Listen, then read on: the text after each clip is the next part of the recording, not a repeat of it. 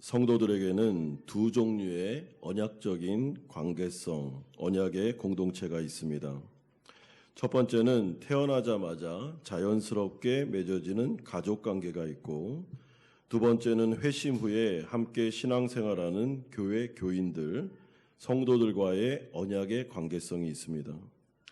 이런 점에서 성도들에게는 두 가정이 있는데, 하나는 우리가 살아가고 있는 우리의 실제 가족들, 그리고 두 번째는 예수님의 피의 언약으로 함께 묶여진 교회 공동체, 교회 가정이 우리 가운데 있습니다.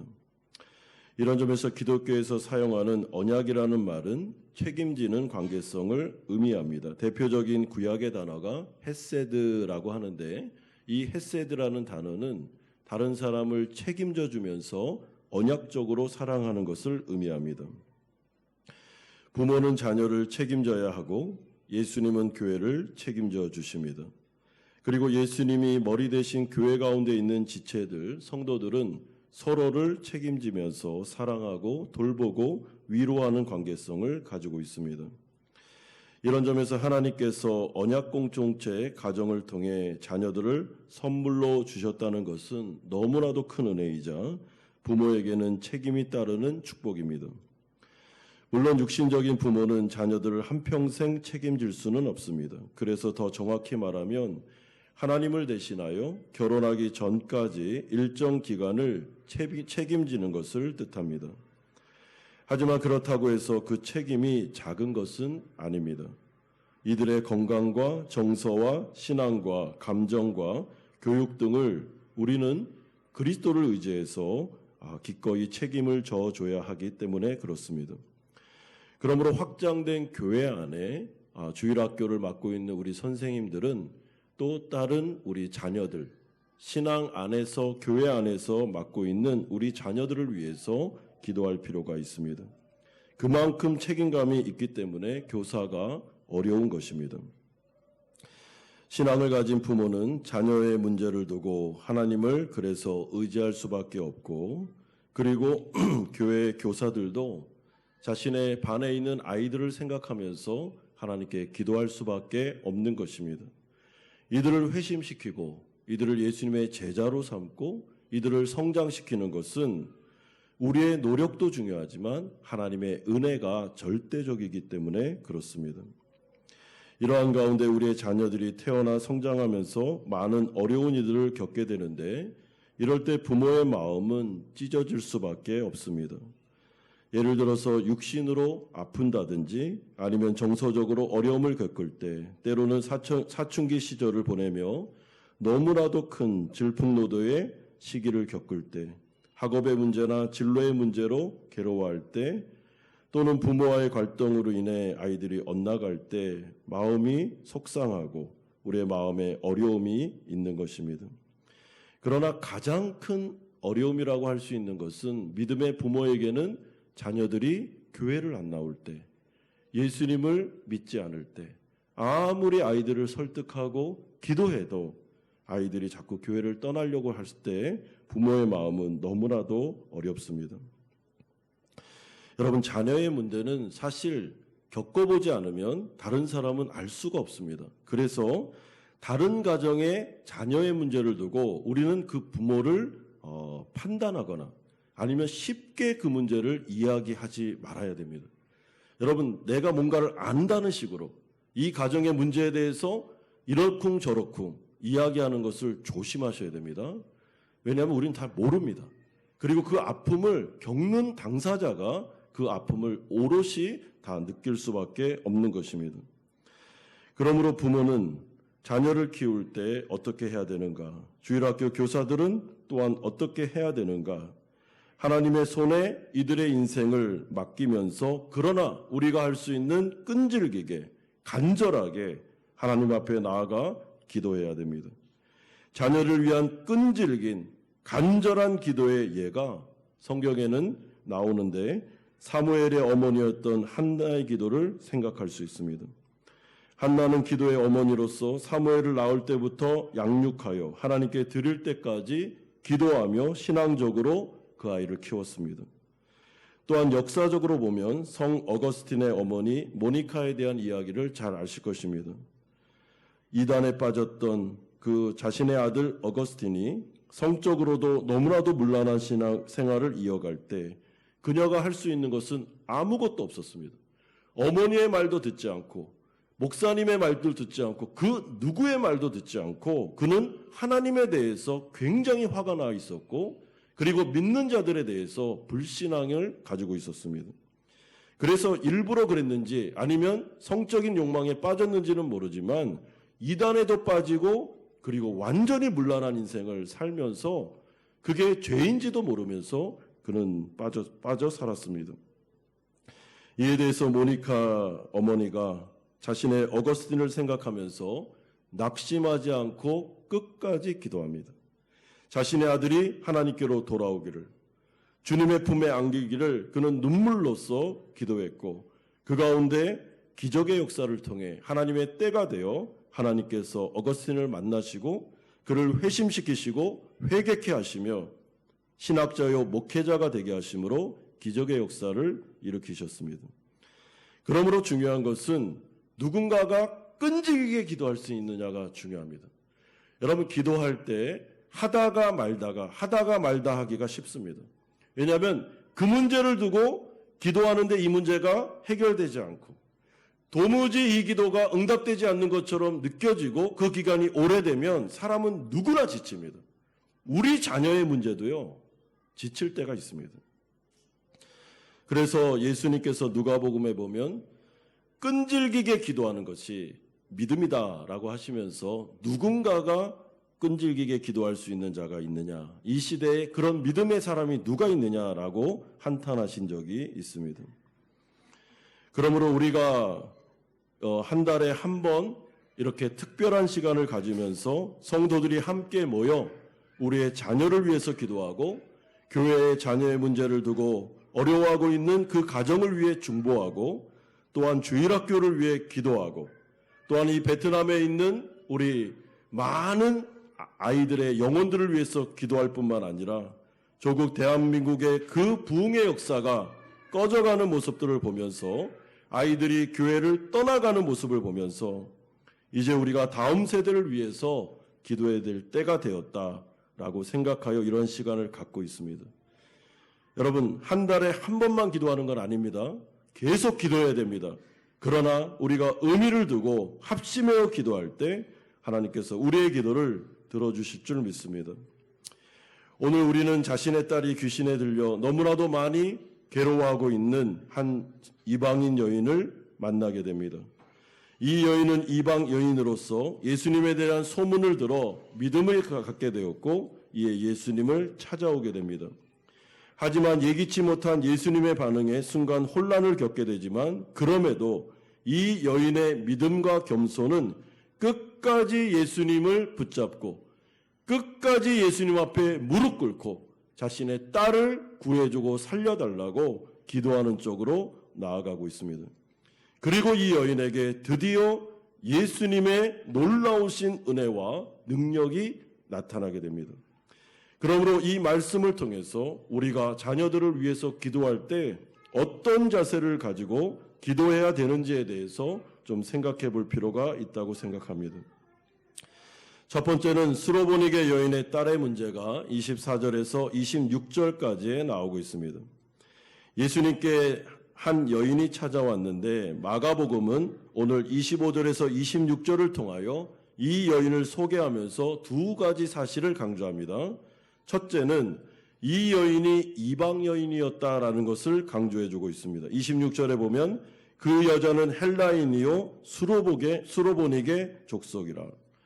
여러분 마가가 이 여인이 이방 여인이었다라는 것을 강조하는 이유가 있습니다. 왜냐하면 그 앞부분에 보면 종교 지도자들이 정결예법을 가지고 예수님과 논쟁을 벌이는 그런 사건들이 나오는데 종교 지도자들과 이방 여인을 비교해 주면서 하나님 앞에서 교만한 이 종교 지도자들은 하나님의 은혜를 받을 수 없지만 하나님 앞에서 겸손했던 이 이방 여인은 이방인에도 불구하고 은혜를 받게 된다라는 것을 대조를 통해서 먼저 확인시켜 주고 있습니다. 두 번째로 마가는 이 여인이 예수님께 나와 행동하는 자세를 강조합니다. 25절에 여자가 예수의 소문을 듣고 곧 와서 그 발 아래에 엎드리니 자기 딸에게 귀신 쫓아내 주기를 간구하거늘. 여러분, 여기서 발 아래에 엎드렸다라는 것은 강청하는 자세를 말합니다. 예수님께 자신의 귀신 들린 딸을 살려달라고 애원하는 태도로서 지극히 자신을 낮추는 행동입니다. 마태복음 15장 22절에 가보면 오늘 본문의 병행구가 나오는데 이 여인을 예수님을 향해서 뭐라고 기도하냐면 저를 불쌍히 여겨주십시오라고 기도하고 있습니다. 여러분, 이 장면은 이런 뜻입니다. 오직 은혜만을 간구하는 이 여인의 울부짖음이라고 보시면 됩니다. 이 여인은 지금 예수님이 자신의 어려운 문제를 해결해 줄 수 있는 분임을 확실히 믿고 있습니다. 그런데 문제가 있습니다. 하나님께서 자신을 불쌍히 여겨주느냐, 불쌍히 여겨주지 않느냐에 따라서 내 딸이 치료되느냐, 치료되지 않느냐를 그는 알고 있습니다. 그러니까 예수님의 주권에 예수님께서 나에게 은혜를 주시느냐, 주시지 않느냐에 따라서 내 딸이 치료될 수도 있고 치료되지 않을 수도 있다는 것을 확신하고 있습니다. 여러분, 이 여인에게는 믿음이 있습니다. 그런데 이 믿음은 하나님의 주권을 인정하는 믿음입니다. 그리고 은혜라고 해서 이 모든 자들에게 주시는 것이 아니고 주님의 결정과 선택에 따라 은혜가 주어진다라는 것을 이 여인은 알고 있었고, 그래서 예수님께 나와서 기도할 때 불쌍히 여겨달라고, 뭐 다른 말 필요 없습니다. 주님 불쌍히 여겨주십시오. 주님이 긍휼히 여겨주시면 우리 아이는 나을 수 있습니다 라고 그가 나아가고 있습니다. 여러분, 그렇다면 이 여인은 왜 이토록 예수님 앞에서 이렇게까지 겸손해졌겠습니까? 이 세상에 태어난 모든 사람은 누구나 죄로 인해서 교만할 수밖에 없습니다. 그렇기 때문에 이 여인이 이렇게까지 겸손해진 것을 볼 때 우리는 자신의 딸의 아픔과 고통으로 인해서 하나님께서 무슨 이유인지는 모르지만 이 가정에, 이 여인에게 이 자녀의 문제라는 고난을 허용하심으로, 여러분, 일부러 이 고난을 줬다라고 생각하시면 안 되고, 세상이 악하기 때문에 이런 어려움은 누구네 가정에도 다 올 수 있는데 주님께서 지키고 보호하시다가 때로는 이 보호의 손길을 놓으시고 허용하실 때가 있습니다.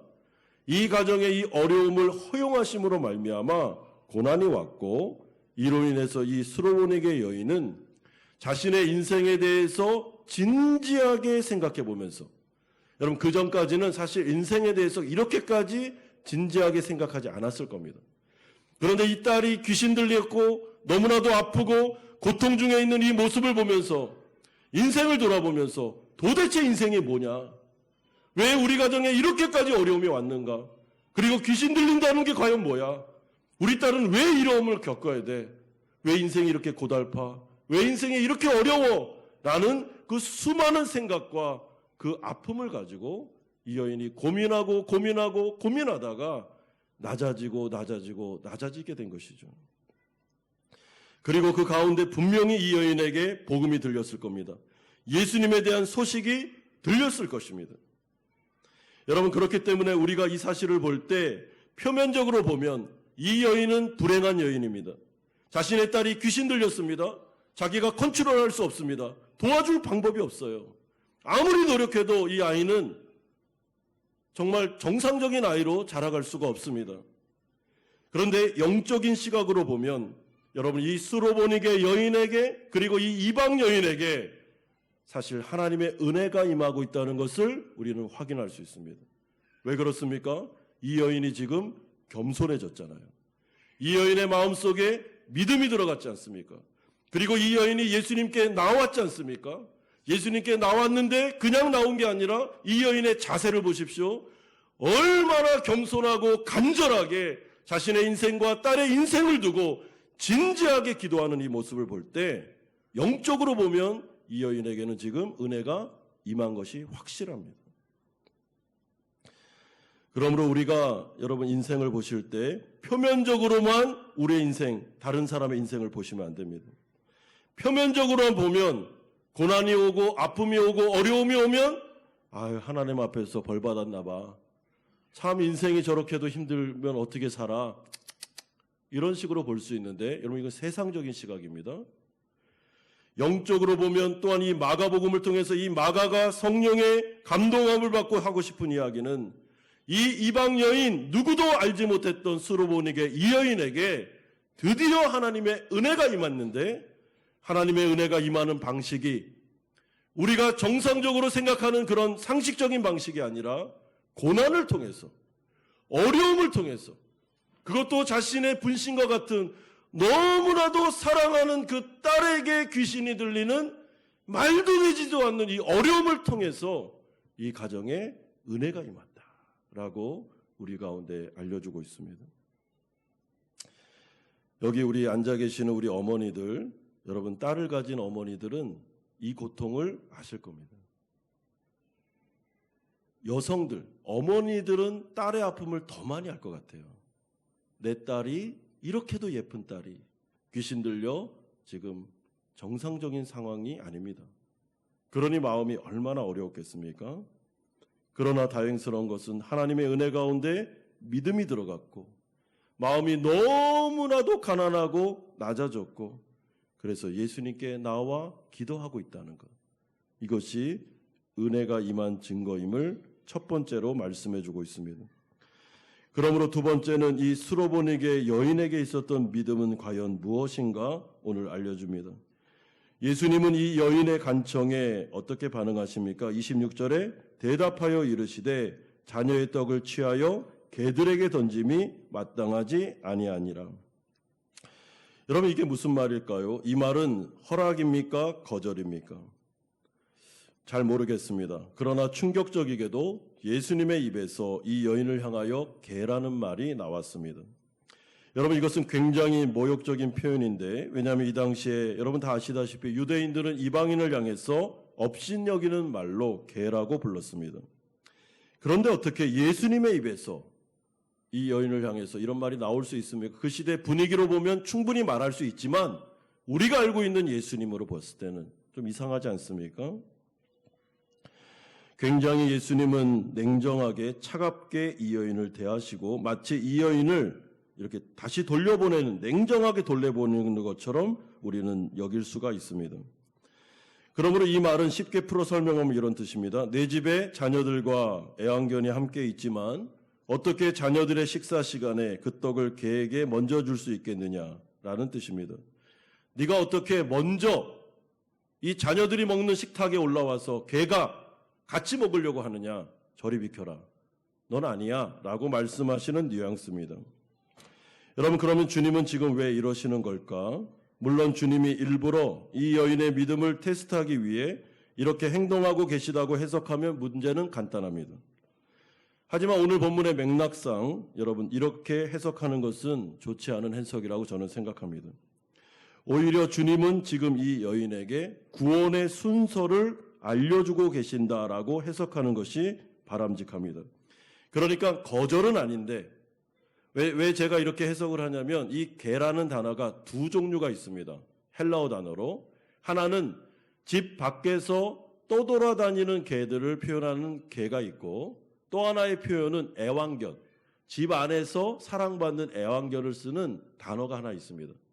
그런데 오늘 본문에 쓰여진 이 단어는 집 안에서 사랑을 받는 애완견에게 쓰는 단어를 쓰고 있습니다. 그러니까 예수님께서 이 여인에게 너 저리 가, 어떻게 개가 말이야, 이런 식탁에, 이런 식인 뉘앙스가 아니고 순서를 알려주는 것입니다.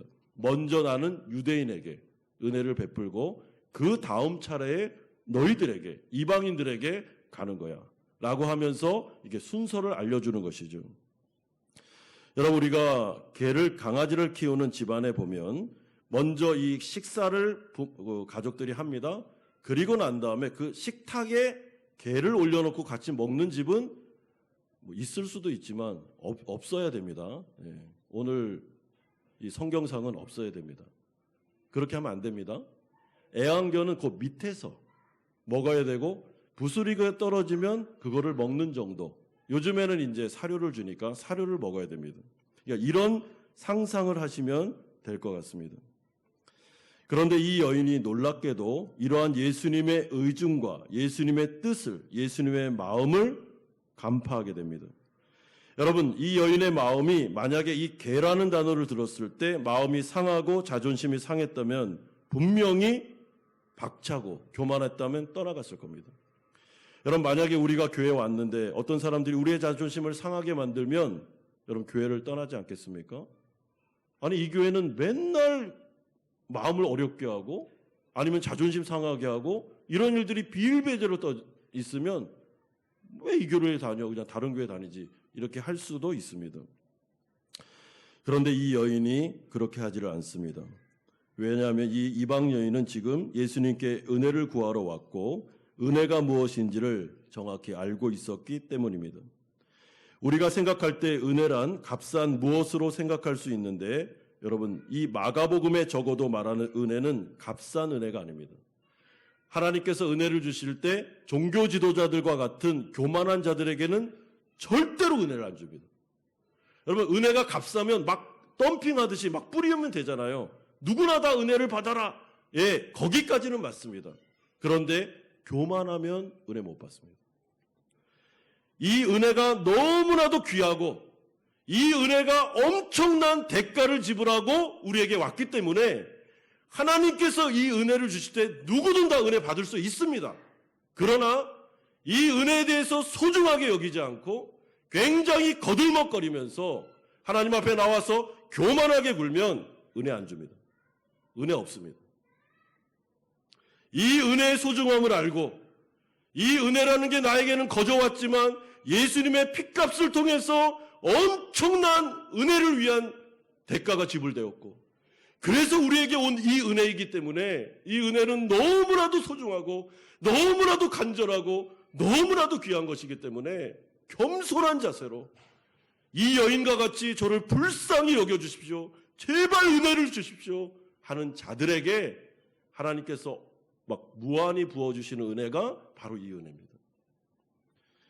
여러분, 이 여인이 믿음이 얼마나 좋은지 이렇게까지 개라는 말이 나왔음에도 불구하고 이 단어가 이 여인의 자존심을 상하게 한 것이 아니라 예수님 앞에서 더욱더 예수님의 그 마음을 간파하면서 아무리 이런 말이 나와도 순서상 내가 유대인 다음이라 할지라도 내가 지금 온 것은 하나님의 은혜를 받아야 되고 내 딸을 살려야 되고 내가 오늘 예수님 앞에서 내 딸을 못 살리면 나는 끝장이다. 다시는 기회가 없다라는 생각을 가지고 물러서지 않습니다. 그리고 예수님 앞에 이렇게 말합니다. 27절에 여자가 이르되 주여 올소이다마는 개들도 제 주인의 상에서 떨어지는 부스러기를 먹지 않습니까? 라고 말합니다. 그는 자신이 개라는 것을 인정합니다. 예, 예수님 저 이방인입니다. 예, 잘 알고 있습니다. 모르지 않습니다. 그래서 제가 주님 앞에 나왔는데요. 제가 언제 하나님의 나라와 하나님의 말씀과 기도의 응답 같은 이런 자녀들에게 주는 축복을 구했습니까? 제가 지금 나와서 구하는 것은 주님 아시지 않습니까? 저는 이방인들이 구하는 부스러기 구하고 있지 않습니까? 귀신을 쫓아내 주시고 병을 치료해 주시고 내 딸을 살려달라는 것, 그거 구하고 있는 거 아니겠습니까? 주님께서는 저에게 거절의 의사를 표현하지 않았다는 거 압니다. 순서상 제가 다음이지만 그러나 저에게 은혜를 주십시오. 오늘 아니면 기회가 없을지도 모릅니다. 주님 저를 불쌍히 여겨주십시오. 긍휼히 여겨주십시오. 부스러기라도 주십시오. 저는 물러갈 수 없습니다. 라고 간청하고 있습니다. 여러분, 이 여인의 믿음은 이 여인을 겸손하게 했을 뿐만 아니라 이 여인을 간절하게 만들었고 그리고 예수님 앞에서 절대로 물러갈 수 없다는 그런 마음속에 끈질김을 주었고 그리고 오늘 이 은혜 받지 못하면 부스러기 먹지 않으면 난 안 간다라는 심정으로 예수님 앞에 나아가고 있는 것입니다. 여러분, 이것이 바로 이 수로보니게 여인의 믿음이었습니다. 우리가 하나님 앞에 나와 예배를 드립니다. 찬양을 합니다. 기도합니다. 그러나 우리의 마음속에 믿음이 있다면 여러분, 우리의 마음속에 반드시 겸손함과 끈질김이 있으셔야 됩니다. 오늘 이 예배 매번 드리는 예배가 아닙니다. 주님, 오늘은 저에게 은혜 주셔야 됩니다. 저 요즘에 너무나도 힘듭니다. 우리 가정 안에 너무나도 많은 어려움이 있습니다. 사업상의 어려움이 있습니다. 예, 이 어려움을 통해서 제가 주님 앞에 간절하게 나오게 하여 주시니 감사드립니다. 그러나 주님, 오늘만은 은혜 주셔야 됩니다. 오늘 이 예배 가운데 나 그냥 갈 수 없습니다. 주님, 제 마음을 만져주셔야 됩니다. 우리 딸을 살려주셔야 됩니다. 저희 직장을 좀 살려주시면 좋겠습니다. 주님, 도와주십시오. 도와주시지 않으면 안 가겠습니다. 이 예배당 안 떠납니다.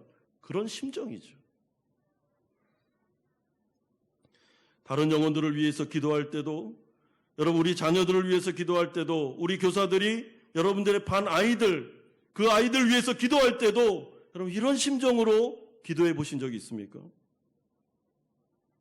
다른 사람에게 우리 아이들 예수 믿게 해달라고 기도 부탁은 하는데 여러분들은 정말 기도하십니까? 기도 부탁해야 됩니다. 그러나 여러분들의 당사자는 이 문제를 진짜 심각하게 생각하고 기도하고 있느냐는 것입니다.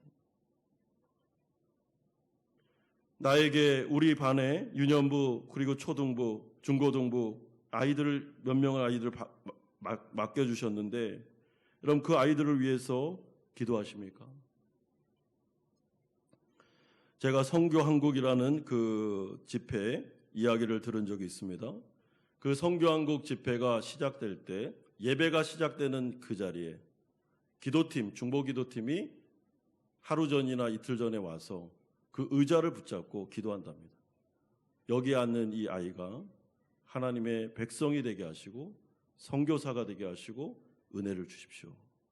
그 아이가 누군지도 모르지만 붙잡고 기도한답니다. 그래서 제가 그런 생각을 했습니다. 그래서 이 선교한국 가운데 은혜가 부어지는 것이구나.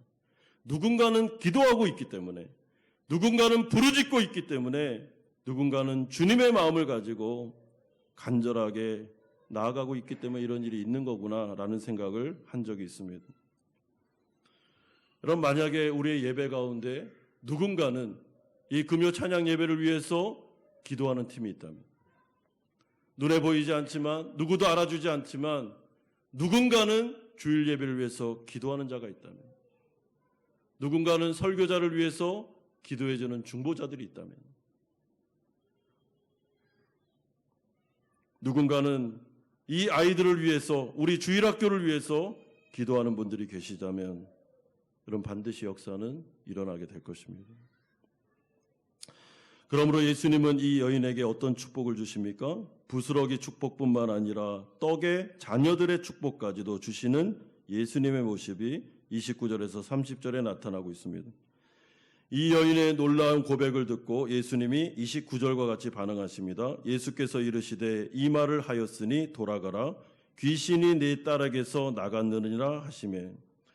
여러분 여기서 강조되는 말이 뭔가 하면 이 말을 하였으니라는 표현입니다. 예수님은 이 여인의 고백에, 이 여인의 믿음에 감탄을 금하지 못하셨습니다. 왜냐하면 이 여인이 지금 예수님에 대한 정확한 믿음 지식을 가지고 왔기 때문입니다. 이 여인은 비록 이방인이 했지만 떡과 부스러기의 축복을 구분할 줄 알고 있는 여인이었습니다. 떡은 유대인들에게 주는 하나님의 말씀의 은혜요, 부스러기는 개들에게도 주시는 병 고치는 은혜임을 인식하고 있었습니다. 유대인들은 이러한 하나님의 은혜를 구분할 줄 몰랐지만 이 여인은 정확히 알고 있었습니다. 그러므로 예수님께서 이 여인의 자녀의 병을 고쳐줄 때, 그래 내가 가서 고쳐줄게 하면서 가셔서 어떻게 해요? 안수하면서 고쳐주신 게 아니라 뭐라 그랬습니까? 예수께서 이르시되 이 말을 하였으니, 말씀을 주고 있습니다. 내가 너에게 말씀을 줄 거야. 너는 이 말씀을 붙잡고 네 딸에게 가면 돼. 그러면 그 딸은 귀신이 나가 있을 거다. 라고 어떻게 해요? 말씀을 주셨다는 것이죠. 그럼 제가 왜 이것을 구분하고 있습니까? 자녀에게 주는 은혜와 이방인들에게 주는 부스러기 은혜가 다르다고 그랬죠?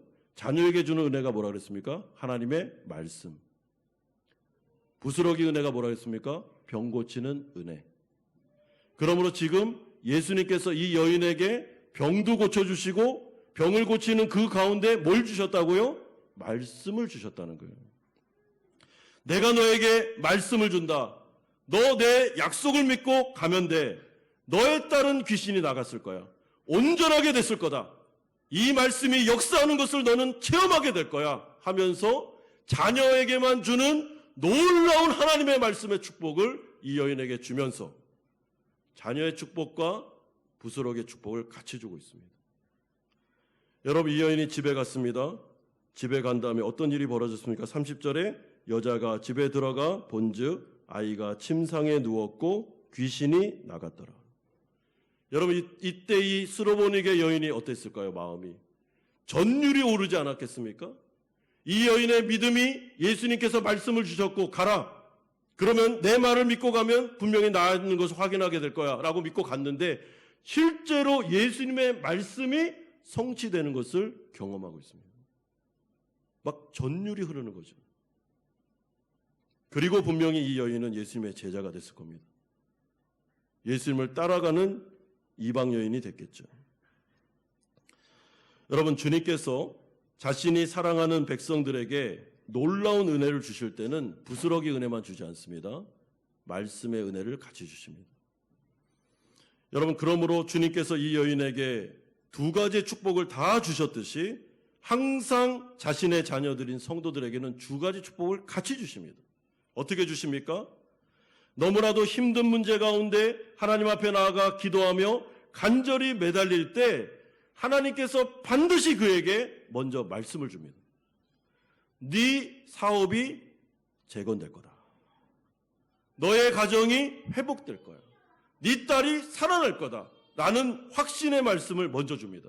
여러분, 설교를 듣는 가운데, 큐티를 하는 가운데, 찬양을 하는 가운데 어떤 수단과 방법을 통해서도 분명히 하나님이 내가 알아들을 수 있는 말씀을 줍니다. 분명히 말씀 줍니다. 그리고 그 말씀이 예전에도 알았던 말씀인데 오늘은 나의 마음을 치고 나의 마음에 딱 심겨지는 말씀으로 다가올 때가 있습니다. 확신으로요. 그러면 여러분, 그 말씀 딱 붙잡고 삶의 현장으로 가시면 됩니다. 그러면 하나님의 때에 그 말씀대로 이루어집니다.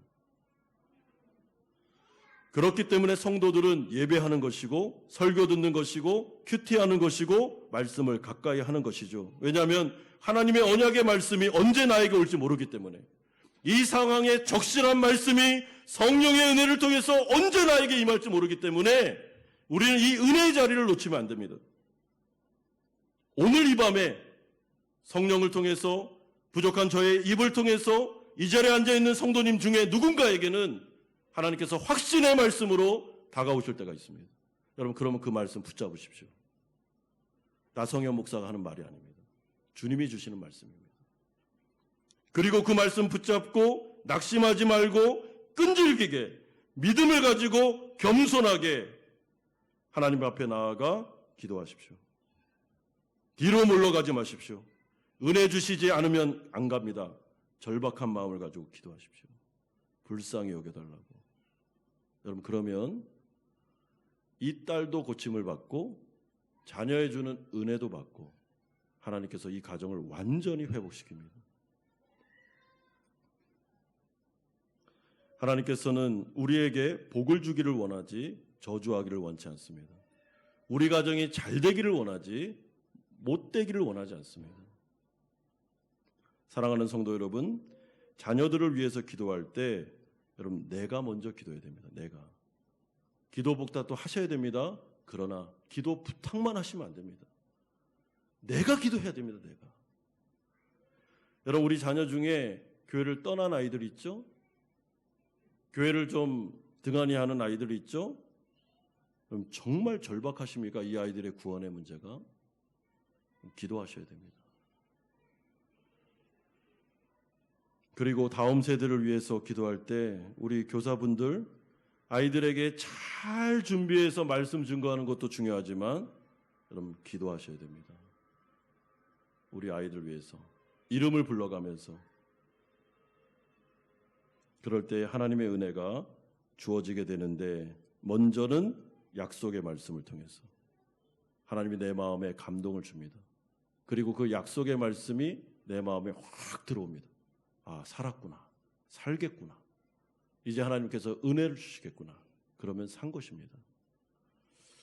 사랑하는 성도 여러분, 오늘 이 말씀이 여러분들의 말씀이 되기를, 여러분들의 자녀에게 주시는 약속이 되기를 간절히 축복합니다.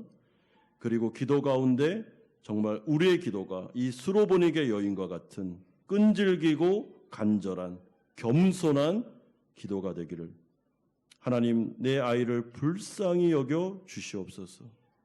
하나님 우리 아이를 불쌍히 여겨 주시옵소서.